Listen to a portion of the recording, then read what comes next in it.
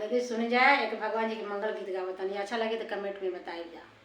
Subscribe करत रही जा, हमरा के आगे बढ़ाई जा।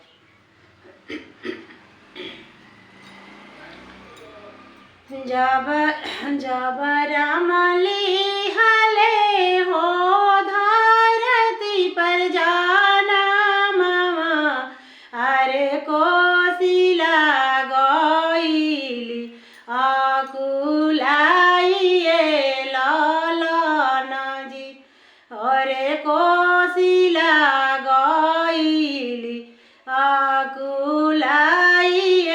लालना जी, किया कोखी जामलाना भूत बए ताल हो, अरे किया इंद्रासन के राजा लालना जी, अरे किया इंद्रासन के राजा लालना जी, हमारो जनमवा माता ब्रह्मा जी ने दिहलन, अरे हमारो लिखल बन वासए लालना जी, अरे हमारो लिखल बन वासए लालना जी, जब हम हईबो माता बारह बरिस के, अरे जनकपुर मेरो चलबासो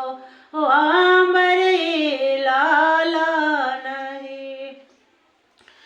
धनुष जनकपुर में जाई के धनुषा के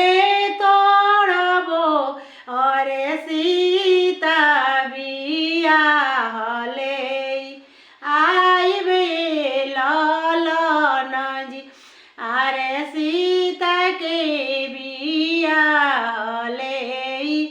आइबे लालना जी,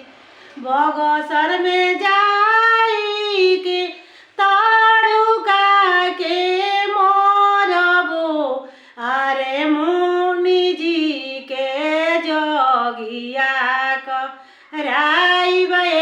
लालना जी, लंका में जाई के रावण के मारबो, अरे भविष्य के राजा बनाइबे